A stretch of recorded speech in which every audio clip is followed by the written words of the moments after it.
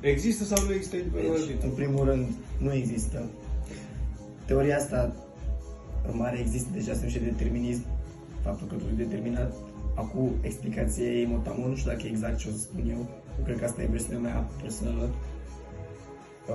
Și o să o iau, are anumite elemente din aia clasică, dar pe mare înseamnă cam așa. Se consideră că există un început al Universului, corect? Big Bang sau whatever, orice ar fi. Și e comun acceptat că, în general, cam orice există, se supune legilor Universului. Sau are cel puțin logicalitate, nu există nimic ilogic. Adică nu are cum trebuie să aibă o logică. Sau se supune regulilor Universului. Și, de exemplu, gravitație, electromagnetism, forța mare, forța mică, generarea între atomi, whatever. Dacă astea două, doar astea două sunt reale, adică că există un început și că există regulile Universului care sunt impenetrabile, ai putea să sustragi concluzia logică că din moment ce există timp și liniar, se naște Universul, din punct de vedere material vorbind, și dacă ai fi destul de inteligent să știi poziția fiecărei molecule din momentul ăla și de asemenea toate posibilitățile de interacțiune între ele, pentru că știi legile Universului, știi chimie, știi fizică, știi tot. Deci cum poți să interacționezi între ele și unde sunt și cum se vor mișca în viitor, ai putea să citești practic tot se va întâmpla, pentru că e doar bucată, gen pas din pas, micus, logic, totul sub regulile Universului, toate... Materie care se mișcă într-un traseu, Eu aș fi de acord cu tine pentru toată materia, în afară de o materie foarte exotică, care este noi, care este viața, adică noi avem cumva... Stai puțin, nu, adică... Determinismul meu ajunge și acolo, că n-a. Acum, avem elementul vieții și mai presus conștiinței de sine, pentru că asta e de fapt juicy, conștiința de sine lasă pisicile. Nu? Deci, ca pisicile să zicem că poate sunt încă după ritmul al Universului. Da. Dar ai conștiința de sine care cumva transcende chestia asta, pentru că există o experiență de a trăi, cu o anumită qualia.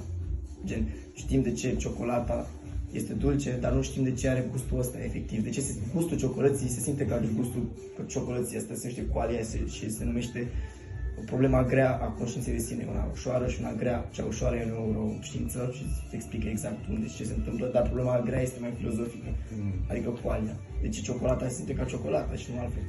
Ok, am ajuns aici. Acum, conștiința de sine are mai multe întrepătrunde. Pleacă de la simțuri, și informația care pătrunde interiorul nostru prin simțuri, procesată de creier, inconștient sau subconștient sau whatever, care gen îți face un pachet drăguț pe care conștientul poate să înțeleagă, nu împinge conștient, și conștientul este doar un observator. Aici, de fapt, este esența teoriei mele, că noi avem impresia că facem alegeri pentru că avem experiența asta personală și unitară de a trăi în propria noastră viață, pentru că noi primim pachete de informație de la inconștient, precum simte pielea că e răcoare, inconștientul face pachetul ăsta, ți-e frig, vine conștient și conștientul zice, mi-e frig. Are impresia că știe ceva, dar de fapt el și-a dat seama de ceva ce a fost deja prescris de inconștient și poate să aibă o părere, își dă seama de propria existență, mi-e frig de ce exist, I think this will exist. Și cred că alegerile pe care nu le facem sunt cumva prescrise în legile Universului, materie și așa mai departe, plus inconștient, plus toate astea. Și noi doar observăm la nivel de persoana întâia, când, de exemplu, mi-e foame, știi că ți-e foame, știi că te vei duce să mănânci ceva și spui, mă, să mănânc un burger. Pare că e alegerea ta, pentru că dacă o spun de lângă, fără să simți toate procesele astea, să simți din punctul lui de vedere, pare că e random. Pare că el vrea să mănânci și într-o dată. Dacă ai trăi cumva și ai avea în toată informația despre cum se întâmplă la el faptul că o să mănânci un burger, nu se mai întâmpla de random. S-ar părea că e la fel de mult alegerea lui, precum și a ta, sau invers.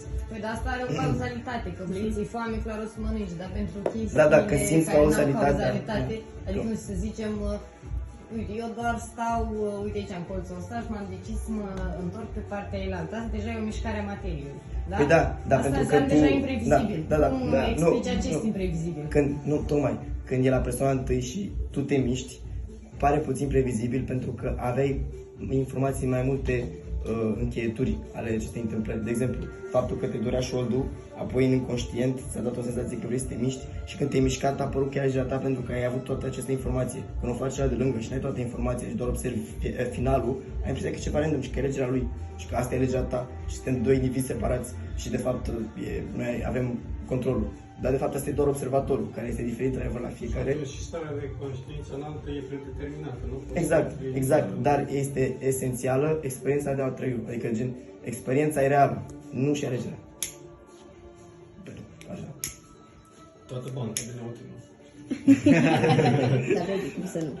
O să-ți dau 2. Mulțumesc. Mi-ai dat unul. O, sigur. Ia așteaptă.